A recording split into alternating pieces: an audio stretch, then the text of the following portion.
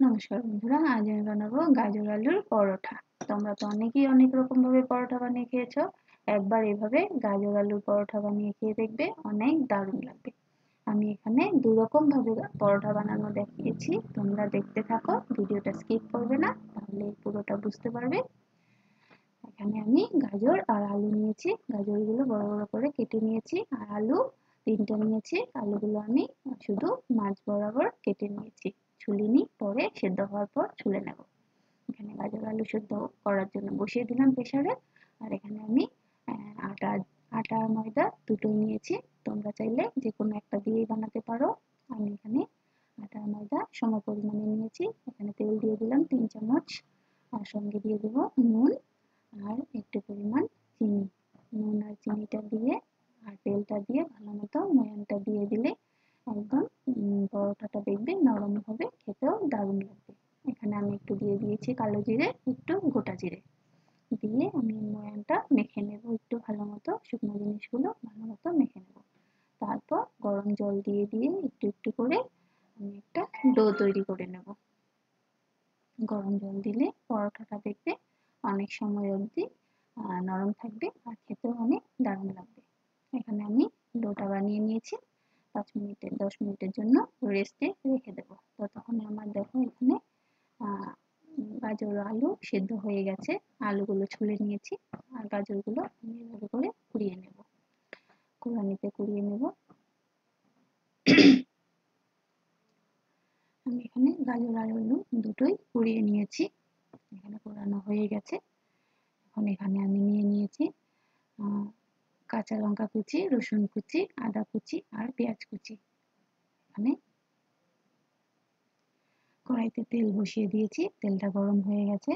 এখন এখানে আমি দিয়ে দেবো আদা, কাঁচা লঙ্কা, পেঁয়াজ আর রসুন কুচি। তোমরা যদি ঝাল বেশি খাও তাহলে ঝাল বেশি দিতেই পারো, আমি এখানে 2টো কাঁচা লঙ্কা ব্যবহার করেছি। তোমরা যদি বেশি ঝাল খেতে চাও তাহলে তোমাদের ঝাল যতটুকু খাবে সেই অনুযায়ী ঝালটা দিয়ে দিও। এখানে দেখো পুরোপুরি ভাজা হয়ে গেছে গাজর, কাঁচা লঙ্কা আর পেঁয়াজ, রসুন, আদাটা ভাজা হয়ে যাওয়ার পর আমি এখানে কুড়িয়ে রাখা আলু আর গাজরটা দিয়ে দিলাম। আলু আর গাজরটা দিয়ে একটু ভালো মতো নাড়াচাড়া করে মিশিয়ে নিলাম। এখন এখানে আমি দিয়ে দিলাম পরিমাণ মতো নুন, আর দিয়ে দেব এখানে একটু হলুদ গুঁড়ো, একটু লঙ্কার গুঁড়ো আর একটু চিনি দেব পরে। আর এখানে আমি দেখো একটা বড় বড় করে লেচি কেটে নিয়েছি। এখানে ডোটা মানে ভিতরের পুরটা রেডি হতে হতে আমি এখানে গোল গোল করে বানিয়ে নিয়েছি, মানে রুটি বেলে নিয়েছি। এখানে আমি 2 রকম ভাবে পরোটা করা দেখাবো, তোমরা দেখতে থাকো। এখানে আমি লাচ্ছা পরাঠার মতো দেখাচ্ছি, তোমরা সেম এভাবে করবে, দেখবে খেতেও ভালো লাগবে। এখানে আমি আধা জায়গায় আধা আধা করে করে নেব। এভাবে করে আমি অল্প জায়গায় লাগিয়ে নিলাম পুরটা, আলু আর গাজরের পুরটা। এখন এইভাবে করে ভাঁজ করে দিলাম। আবার এখানে আমি লাগিয়ে দেব আলু আর গাজরের পুরটা।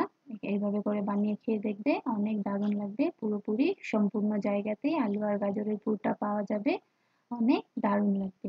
এভাবে করে নিয়ে আমি ভাঁজ করে দিয়ে এখন বেলে নেব।